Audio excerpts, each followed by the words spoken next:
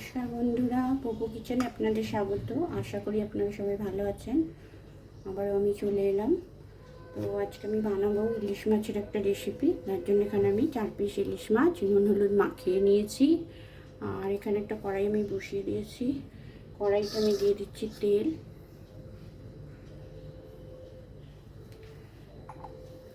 তেলটা গরম হলে আমি মাছগুলো হালকা করে ভেজে নেব। তেলটা গরম হয়ে গেছে, এবার আমি মাছগুলো ভেজে নিচ্ছি।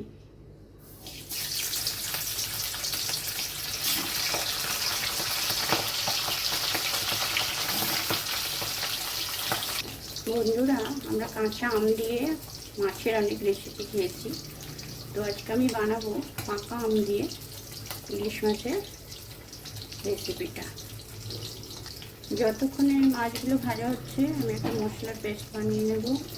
তার জন্য এখানে আমি নিয়েছি 1 চামচ সাদা সর্ষে, দিয়ে দিলাম মিক্সিং বলে। এখানে আছে 1/2 চামচ কালো সর্ষে, এটাও আমি দিয়ে দিলাম। এখানে নিয়েছি আমি 1.5 চামচ পোস্তটাও আমি দিয়ে দিচ্ছি। আর এখানে আমি 2টো কাঁচা লঙ্কা নিয়েছি আর কয়েক কোয়া রসুন ছাড়িয়ে নিয়েছি, এটাও আমি দিয়ে দিলাম। এটা ফাইন পেস্ট আমি বানিয়ে নেব। মশলার পেস্ট আমি রেডি করে নিয়েছি। এবার মাছগুলো এক পিঠ উল্টে দেব।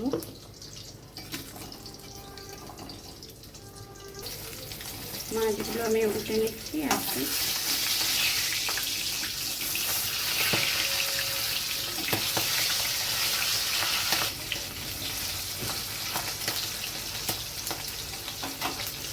যতক্ষণ মাছগুলো অন্য পিঠ ভাজা হচ্ছে আমি মশলার পেস্টটা একটা বাটিতে ঢেলে রাখছি।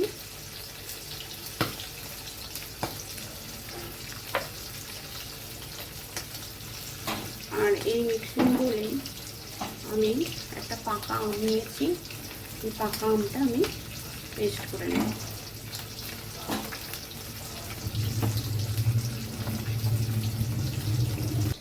বন্ধুরা, রেডি করে নিয়েছি পাকা আমের পেস্টটা। এবার মাছগুলো আমি একটা পাত্রে তুলে নেব, ভাজা হয়ে গেছে।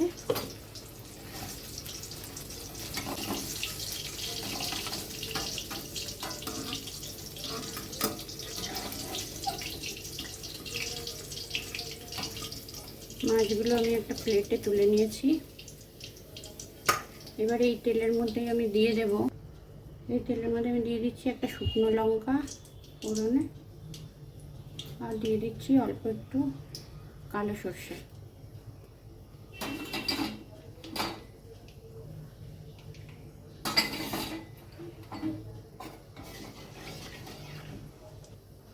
সর্ষে শুকনো লঙ্কা ফোড়নের একটা সুন্দর গন্ধ বেরিয়েছে। এবার আমি দিয়ে দেব পেস্ট করে রাখা সর্ষে পোস্ত কাঁচা লঙ্কার পেস্টটা।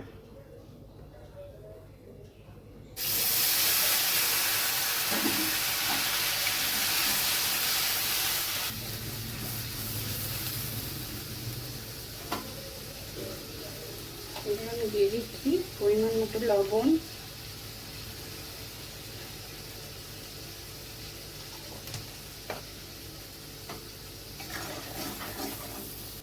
দিয়ে দিচ্ছি সামান্য একটু হলুদ গুঁড়ো,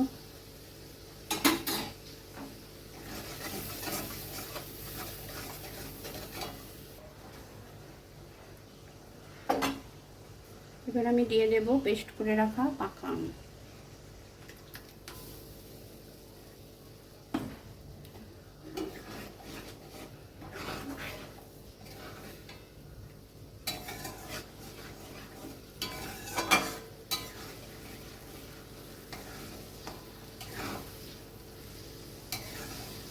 এতে আমি কোনো চিনি অ্যাড করবো না, কারণ আমটা একটু মিষ্টি ছিল। যদি টক মিষ্টি আম হয় তাহলে 2-4 দানা চিনি আপনারা এতে দিতে পারেন।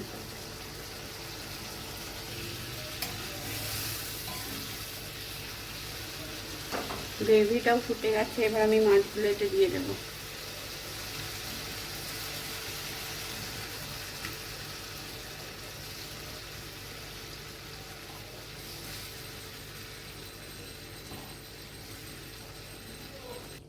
1 মিনিট মতো রেখে আমি এটা নামিয়ে নেব। বন্ধুরা, কাঁচা আম দিয়ে মাছের স্বাদ একরকম, কিন্তু পাকা আম দিয়ে বানিয়ে খেয়ে দেখবেন, খেতে কিন্তু অসাধারণ লাগে গরম ভাতের সাথে। তো বন্ধুরা, পাকা আম আর ইলিশ দিয়ে তৈরি হয়ে গেল আমরুপালি, রূপালি ইলিশ আর পাকা আম। এবার আমি এটা নামিয়ে নেব, গ্যাসটা অফ করে দিচ্ছি।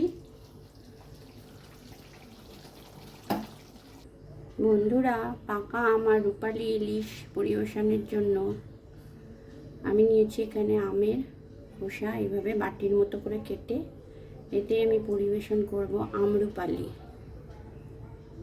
তো বন্ধুরা, গরম গরম ভাতের সাথে পরিবেশনের জন্য একদম রেডি আমরুপালি। কেমন লাগলো রেসিপিটা আপনারা জানাবেন। আর আমার রান্না যদি আপনাদের ভালো লেগে থাকে তাহলে অবশ্যই করে চ্যানেলটা সাবস্ক্রাইব করে একটা লাইক করবেন প্লিজ। তো আজকের মতো টাটা, আবার দেখা হবে অন্য কোনো রেসিপি নিয়ে।